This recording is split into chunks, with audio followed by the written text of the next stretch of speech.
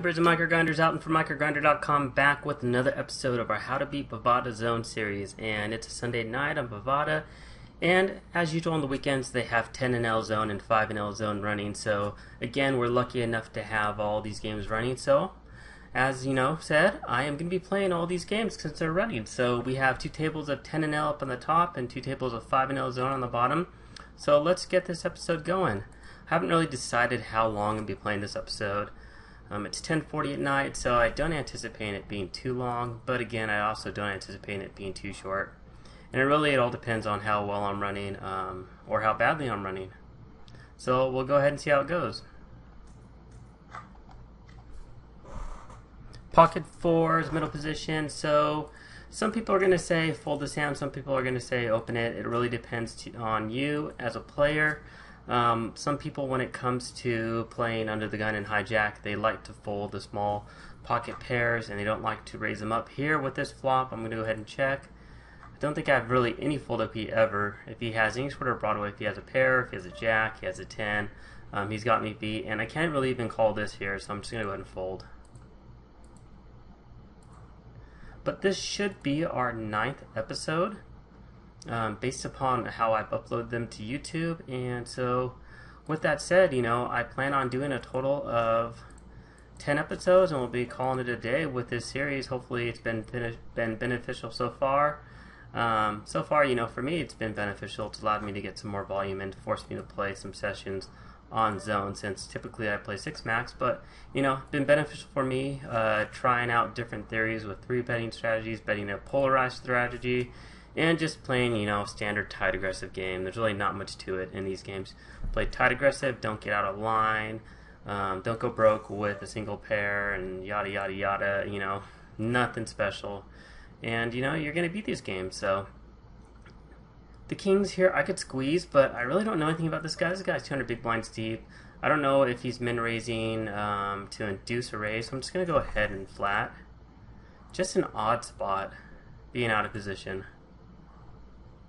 And then when he goes ahead and palms the flop, I think that, it feels like he min raised pre-flop to either get callers or to induce somebody to squeeze. So I'm just going to go ahead and fold. And that's the weird thing with the micros. Like, sometimes these min raises and sometimes these limps and the limp re-raises, like, lots of times that can mean that your opponent has the nuts. They just don't know how to play the hand properly. Sometimes it's a trap. And sometimes there's really no rhyme or reason to how some of these people play some of their hands. You'd be really surprised to see what people show up where they're limping pre-flop, or if they're limp calling, or if they're limp re-raising with. It can be anywhere from the total nuts to complete air. So, and you really never know. And that's the upside and downside to playing on zone. So I'm going to go ahead and open 9-8 suited under the gun. Don't recommend beginning poker players be opening suited connectors under the gun, but a decent poker player can. Here I'm going to call this off. And if he has a bigger pocket pair, good for him. Flop the up down, so easy c-bet here.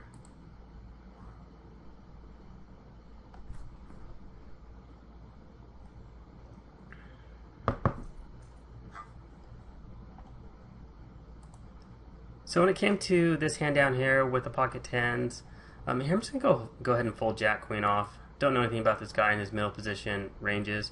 But getting back down here to the pocket 10s where that guy just 3-bet jammed, he had roughly, I think, around 30 big blinds, maybe a little less. And, with the way people spaz out playing 5NL, it's just an easy snap call for me with pocket 10s. I might probably even snap call him down to probably something like pocket 7s, to be honest, and probably like ace jack.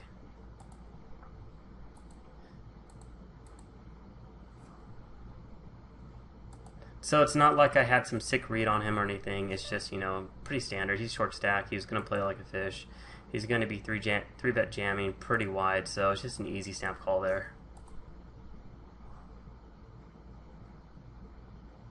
Pocket 8, we have a dry board texture. Perfect board texture to fire out a c-bet as a bluff.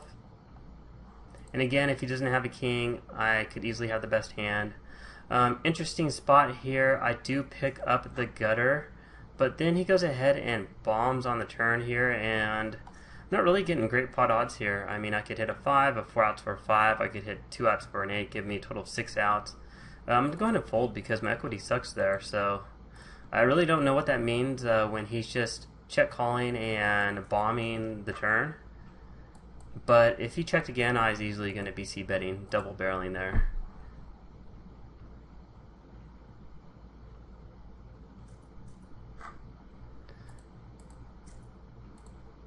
Again, that's a perfect spot for check raise, so I really don't know what his check calls on the flop and then just donk bet, 3/4 pot on the turn ranges. Versus another gun raise, when this guy 3-bets pretty large, I'm just going to go ahead and fold because he's showing a lot of strength. So I'm going to go ahead and top off and just go ahead and fold my 5s.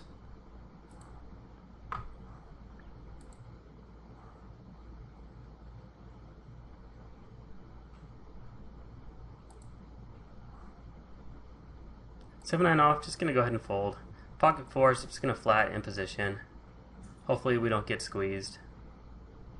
The only person that would squeeze, I would think, would be this opponent here. And when we miss out on this flop, we're just going to be check folding unless we get this opponent to check and we see a 4 on the turn.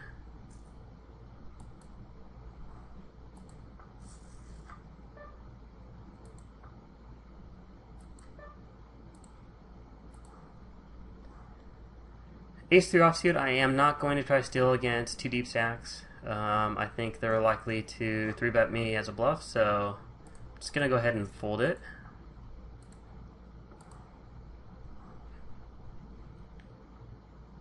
And here we have showdown value with bottom pair, so again, I'm just going to be checking here.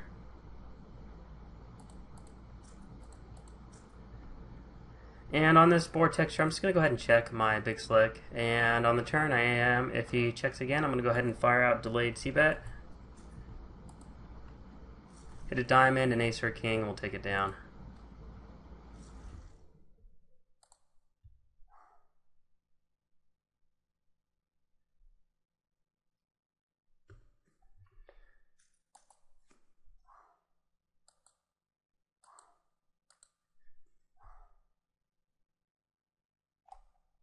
So one of my short-term goals for 2015 playing poker is I haven't played that many hands, and one of my short-term goals was to break the $1,000 profit margin line for playing 5NL and 10NL, and it looks like just as earlier today, looks like I hit that. If I didn't hit it, I'm really close to hitting it. Here I'm just going to go ahead and fire a half pot size bet here. And so, for me, that's a bit of a milestone, breaking the 1K barrier, playing 5NL and 10NL only. I think that's a pretty good accomplishment. I definitely am surprised everybody called here with the pocket kings, but seeing how there's so many people on the flop, the pot, I'm going to go ahead and bet around 58 cents here. Decent sized bet because there's a flush draw, and I can get value from all the smaller pocket pairs. And then on the turn, I'm just getting it all in against this opponent. And if he called with the deuce and hit a trip 2s, good for him. Go ahead and, just in case he calls and he sucks out, go ahead and get my retop off ready to go.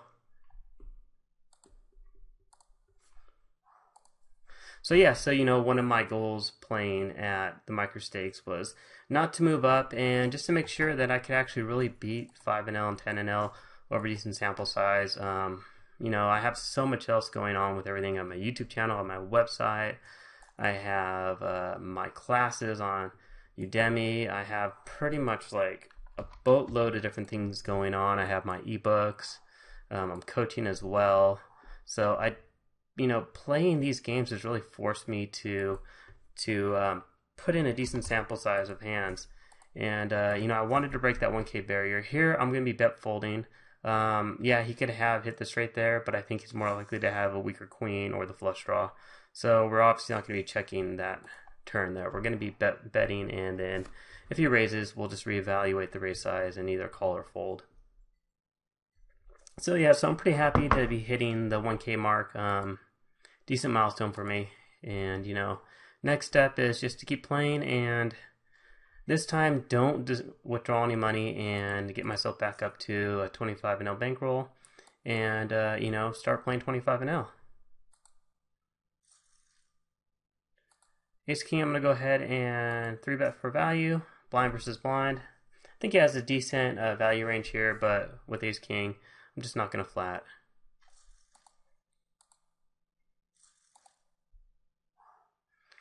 So one of the problems for me is that every time I get up to a 25-0 bankroll, I've withdrawn my money and bought something that I wanted.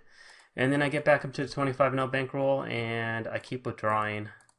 Here I'm going to go ahead and raise a limper, try to get into the fold and just take down the blinds right then and there.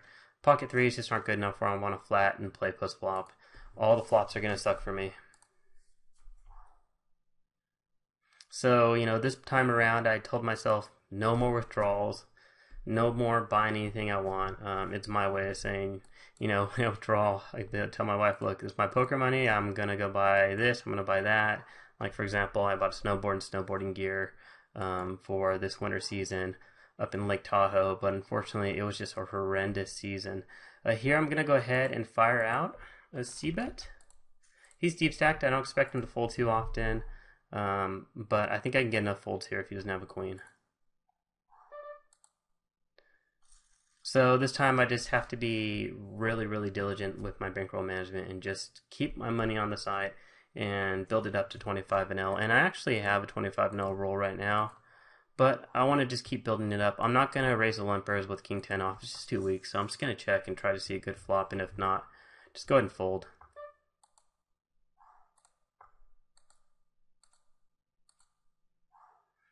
But then again, I'm at real no rush to try to get to 25-0 because, you know, the students that I coach and everything that I make, the content, my ebooks and so forth, it's all really, and I want to play against this player. He's really deep stacked, $7 effective stacks, and this guy is deep stacked as well, but he folded. So, you know, I'm in no real hurry to get to 25-0. If it takes me another 4 months, 5 months, so be it. Not a big deal.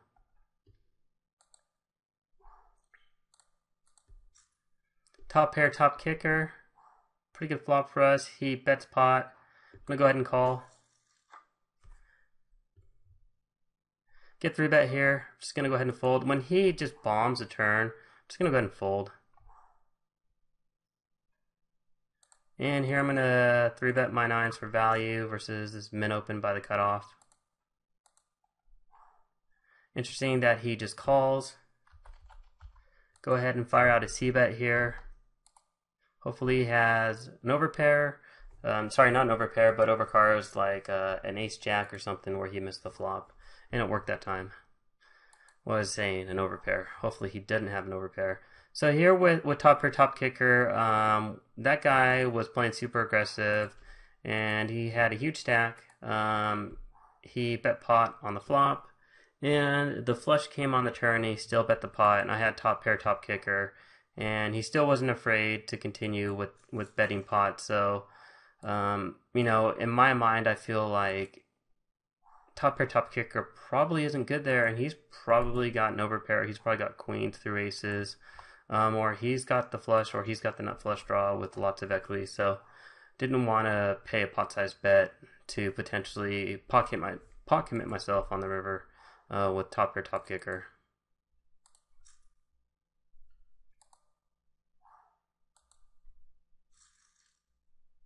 And you know, that really is the downside of playing on zone, is the anonymous factor. It's like you don't have any reads on your opponents other than what's going on in that particular hand right then and there. So you just have to make some game time decisions based upon what you've seen previously. And I just felt like, yeah, he could be bluffing, and this makes no sense here. I don't know why this guy would be doing this. It's super fishy. Too bad I didn't have aces there. And it just felt like, you know, he was repping such a strong hand. And the fact that he was doing it into two opponents, I felt that he was even stronger. Heads up, you know, it would make sense that it could potentially be a bluff, but, you know, he was first to act out of position to two people, and I just felt like he had the nuts, or he had to draw the nuts, or he had a really strong flush. And top pair, top kicker on that board texture probably wasn't good too often.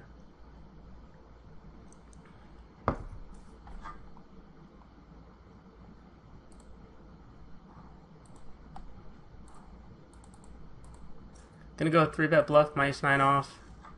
Try to squeeze them both out of the pot.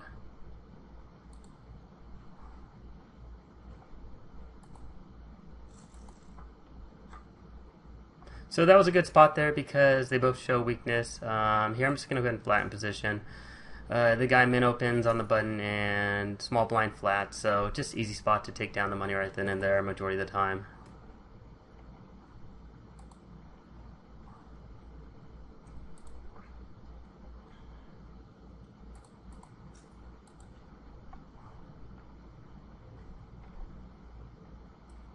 Go ahead and fold our pocket fours, and this is an awesome flop for us here. I'm tempted to just check it for deception. We have 2 deep stacks, so I'm just going to go ahead and check. It's such a dry board texture that I want to try to get them some cards to catch up.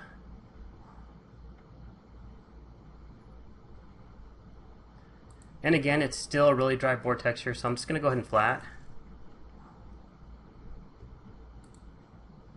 And, you know, 4-7 got there, 3-4 got there, that's about it. I'm going to bet amount that he can call. So just under a half pot size bet. And, you know, it worked pretty well just slow playing there. And, you know, on the river there, just don't bomb the river going for value, because when he checks the river, he doesn't have that strong of a hand. And so you have to bet a small amount that he can call. Here I'm just going to check with ace-9. I'm not going to go ahead and raise a limper. And I'm going to go ahead and take a look in the hand history to see what he had. See if I can get it to pop up.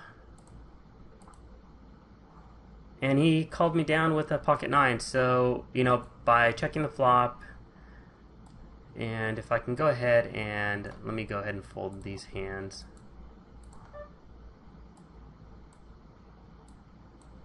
So I can't get the hand history to come over. I'm having some issues with that. But by checking the flop on a Jack Deuce 5 rainbow flop with 2 players in the pot and an 8 hitting the turn, I think that majority of the time my opponents are going to think that I don't have a Jack. And he had pocket 9s and he had second best pairs, so he fired out a bet on the turn and I got value that way. And if I bet on the flop, then I wouldn't have gotten any value. And then also by just betting a very small amount on the river, we got him to call with pocket 9s, thinking that they were probably good. So that's just something to always think about. Here I'm just going to go ahead and flat. This guy's really short stacked. I don't want to raise and have him jam over the top because I can't call. I'm just going to risk just flatting half a big blind to see a pot 3 ways with a fish. But when this guy squeezes, I'm just going to go ahead and fold. And you know, it's okay here because it only cost me 1 small blind, so I'm not too worried about risking 1 small blind to get multi-ways with 2 potential fish short stacked. And when he raises, just go ahead and fold and let the fish play against each other.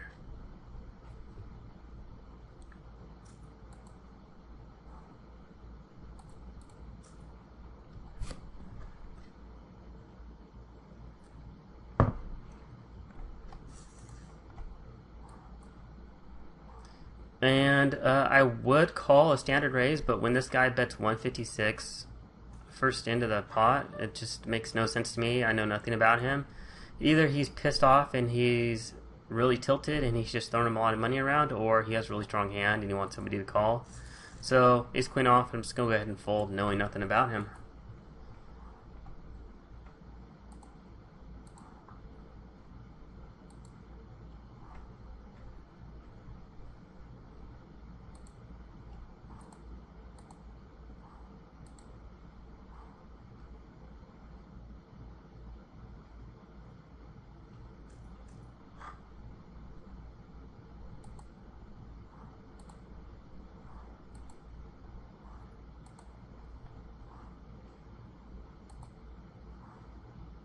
So not much going on with any of those hands right there.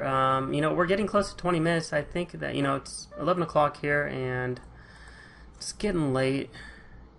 It's a work night, seeing how everybody has to work tomorrow and I myself have to work as well. So I'm going to go ahead and just close out this session. And this is interesting. I'm actually going to start sitting on this hand right here because I get 3 bet and then he called 4 bets. Here I'm going to go ahead and call because it's a fishy raise and I have suited ace jack, so I think it's fine to call against a fish. Here I'm going to fold and sit out and see what's going on. I flop top pair, top kicker. Hopefully he doesn't have queens plus. And just gonna go ahead and check call. And continue to check call.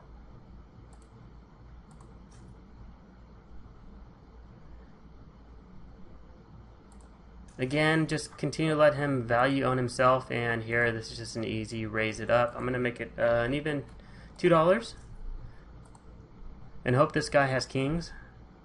Hopefully he 5-bets me and we can get it in. So I'm never folding down here even if he just jams the river.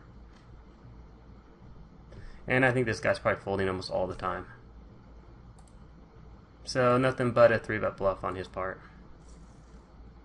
And let's go ahead and just sit out. So go ahead and fold my queen 5 osp. But overall, session wise, this didn't update all the way, so let me go ahead and let my HUD update based upon that last hand, and then I'm going to sit out this hand.